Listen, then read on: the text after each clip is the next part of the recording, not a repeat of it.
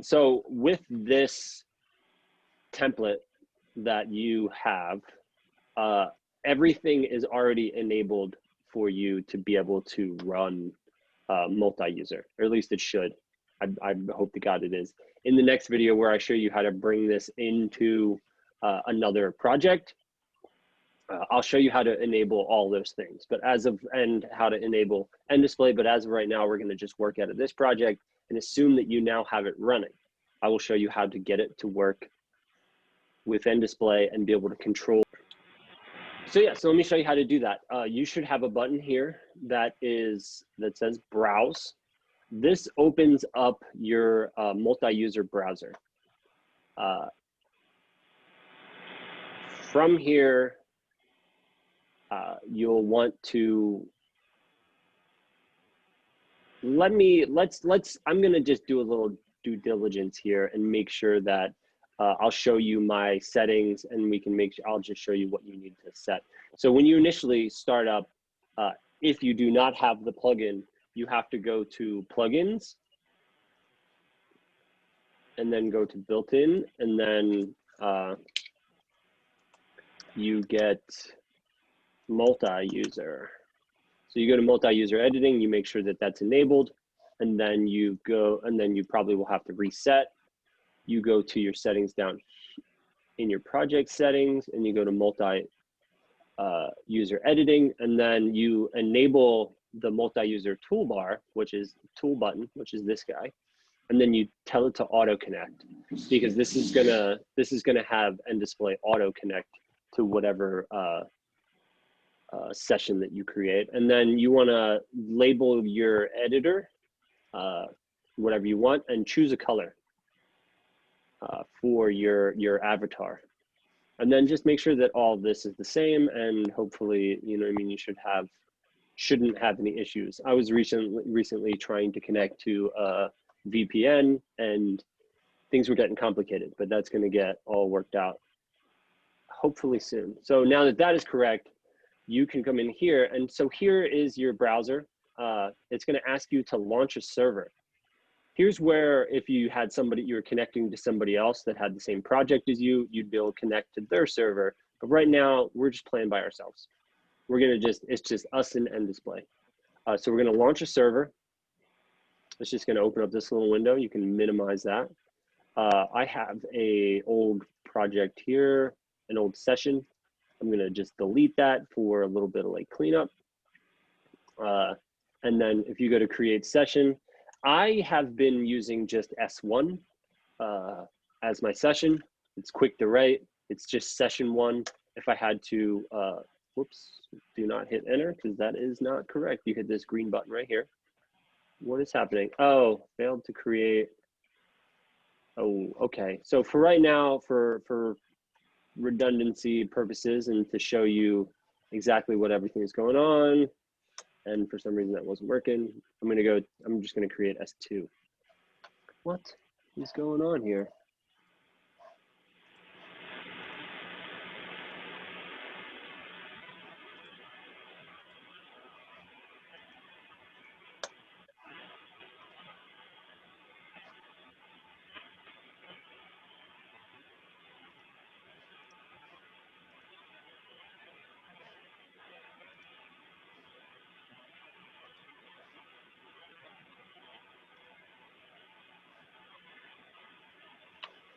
I'm sorry, that didn't seem to be working.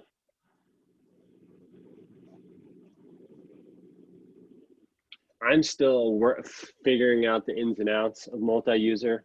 It can be a little touchy. The way that somebody showed it to me, I actually don't do it that way anymore because it was giving me issues. So let me just try S1 again to see what happens. Okay, so that's what it's supposed to do. I have no idea why it didn't do that. So now I've created a session. I am in the session, and we've named it S1. So what you're going to do is you're going to go to the file that I have in your downloads, the doc that this comes with, and you're going to take this code right here. So what this code is going to do is it's going to tell nDisplay to connect to our multi-user. right here. Oh, I skipped this step. My apologies. So we're going to leave I'm just going to leave this session. So you're going to need this server here. So mine is desktop this. Somebody told me that there's just said James. You're going to need whatever this is. And you can say you are at the beginning steps here and you don't have a server. Oh, it's going to fail to delete that. You can just create, when you go to create a session, it will say it right here. That's the quickest way to get to it. So we'll just join back into S1. So you'll take that information and you will put that right here in this code. All of this kind of explains what to do here, a little redundancy. And then you will put whatever you put your session as right here. And then now you just copy this. I don't know why it's doing that. Control C. And then you go to your nDisplay launcher and you put it into the custom command line arguments. So that's going to tell nDisplay to connect to it now. So let me remove my, okay, so that mesh, I don't want to be controlling my mesh anymore. That was a little crazy. So now we should be able to run nDisplay.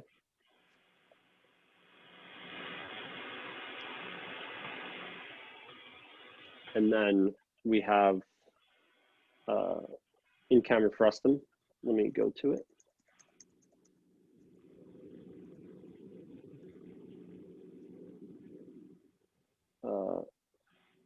Or we don't.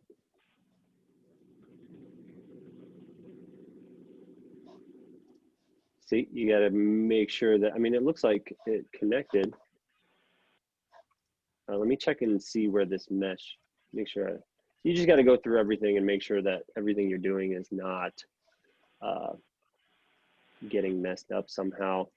So make sure that we're connecting to that viewport. Go back to your config. Make sure that if you made a copy of the fig that you're using the correct config file, and make sure that that is correct. So we are firing one node on my IP address and to viewport one, I mean window one, and then to viewport one. And then that should be correct. And then let me try and run it again. Sometimes this can be a little finicky. I've also found connecting the server. Okay, we should be good now. Sometimes it just gets a little weird and you gotta like reset things and I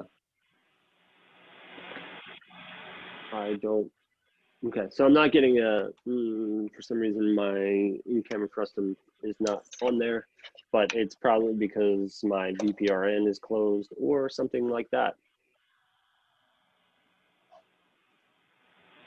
Or maybe my mesh is just in a spot that isn't correct. So you want to calibrate that. So what I was trying to get to was now we should be able to run. Oh wait, why is it? Okay. And then it connects to the multi-user system here. And then now, oh, I picked the worst screen to do this with. No, it'll take me 3 seconds. Let me set this. And you'll be able to see, you know, when I'm changing things, I'm going to set it back to my projector. So what I'm just going to do is I'm going to shut down that window, and then I'm going to use this window that I've relabeled to window 1 so that it matches up with what's here. And then I'm going to shut down this viewport and open up this viewport. And then I'm going to go into my warp surfaces and tell it to use my projector mesh and not the iMac mesh. And then, so now that once we save, we should be able to run now and connect to my projector. which will fire up in the little screen. Behind you. That's all black for some reason. Oh, nope, there we are. All right, so make sure. What's that? It was starting to run. I could see it. Yeah. Okay, so now you can see, you can go into your browser. You can see now nDisplay is in there as well. So it's running. So, you know what I mean? You have to make sure that you saved, because if you don't save right before going in and you made changes, your nDisplay won't be able to enter in, because whatever it's loading up is going to be a different project than what you're currently running. Or if you figure out how to do this with somebody at a distance or another computer in your house, that computer has to have the same project and no other changes to it, or it will not, you have to do changes together. So we're just going to back out of here, and then I'll show you that if we go over here, we can now take this ball, and it should, it's not exactly real time right now, but you see the ball move. This is happening in the small window on the right side of the screen. You can see the projector. So then now, you know what I mean? So now you can fine tune things optically as well a little bit. So you can now go into your, I have this set as VP post process. This is where the exposure compensation for the entire viewport. So if I remove my in-camera frustum, you'll see what the rest of the LED wall or screen is going to be rendering. And then I can make adjustments. Oop, doesn't like -15. I can make adjustments to that in real time now and control what my outside of frustum are doing. You can do anything with that. And then I believe that should not affect this. Yes, it does not affect the in-camera frustum. Let me just, I'm going to set it back to what I had that because I liked it. Another thing that I'm going to show you real quick is that you want to, I like to make sure that the game exposure is not on. You can, you know what I mean, if your level is too low or too high, you can compensate here. This is at exposure level 1. So that should generally match up with your exposure levels, close to your exposure levels of your in-camera stuff. Let me show you without the tracker control. Let me show you guys how to control camera settings. I mean, I have this running, so I should be able to do it while that is running, if I've done everything correctly. You can now come in here and change. So when you hit the menu button, you're going to change the lenses. We're going to cycle through lenses here. Hold on, let me get this back. Oh, I didn't have it enabled.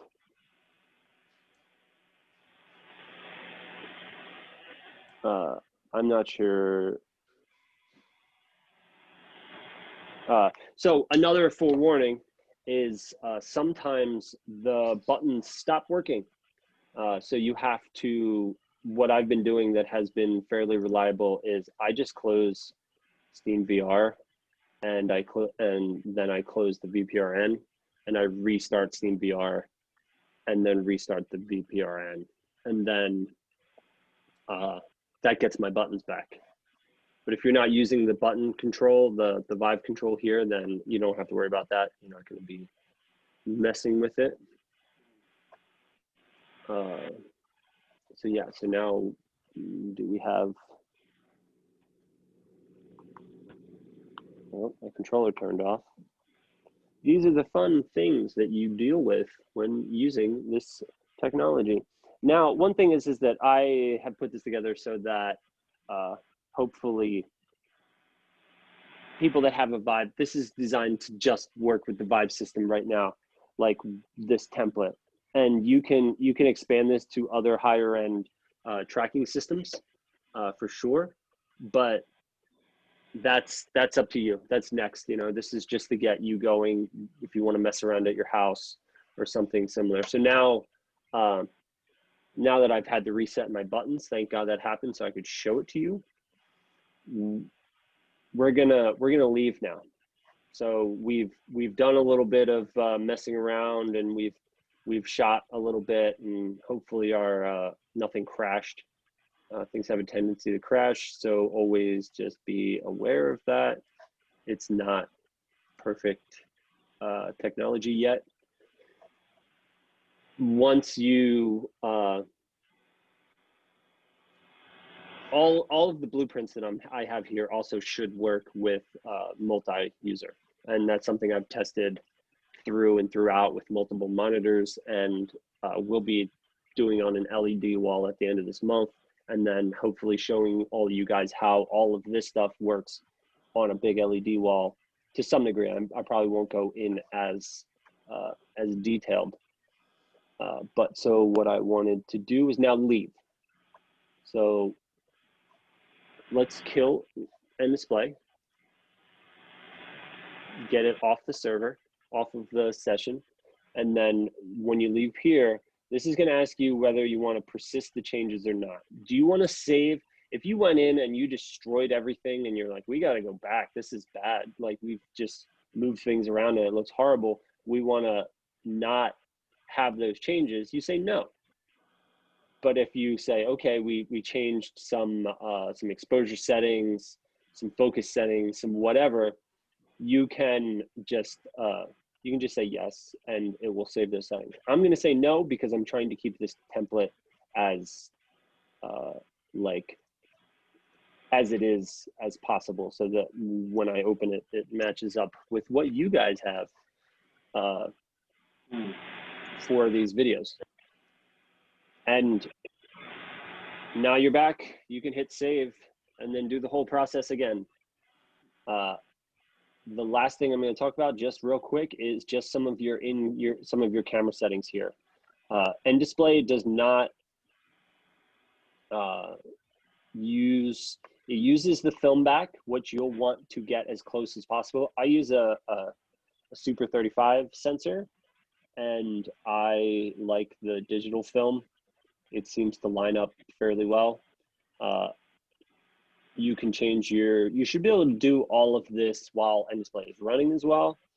And maybe not the film back. I think that might be the only thing that crashes it, because it like can't handle that. But maybe you can. Not with my blueprint though. It will crash it with my blueprint.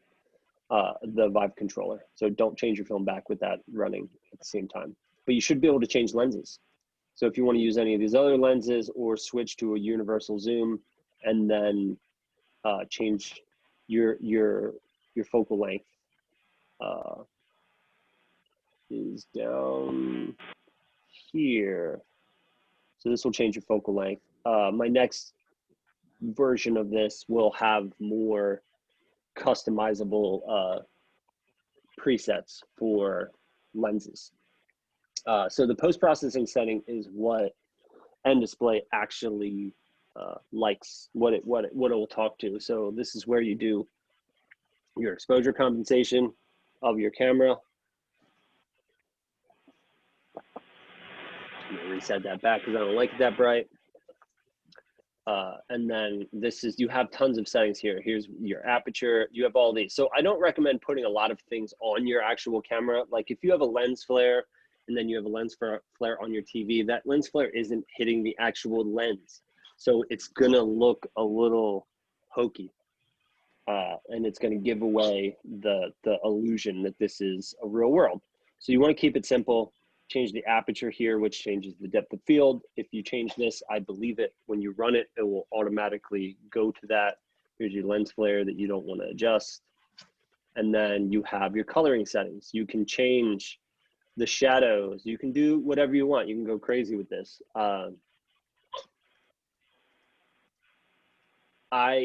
Some of these settings might have issues with the Vive controller thing right now, because of the fact that the Vive controller and nDisplay are constantly getting this information and then resetting it.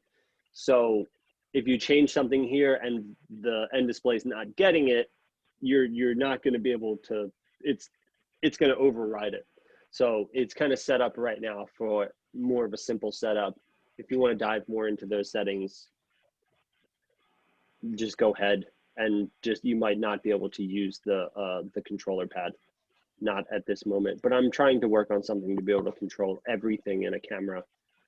So that you have like white balance. This white balance is, will definitely work. I have that program to work, and I might have these programmed to work. I'm gonna start messing around with, there is some rendering features that I want to play with. There's a dynamic range feature that I want to see what it does. So that'll be more testing. So that's the general camera setup there. That should be it.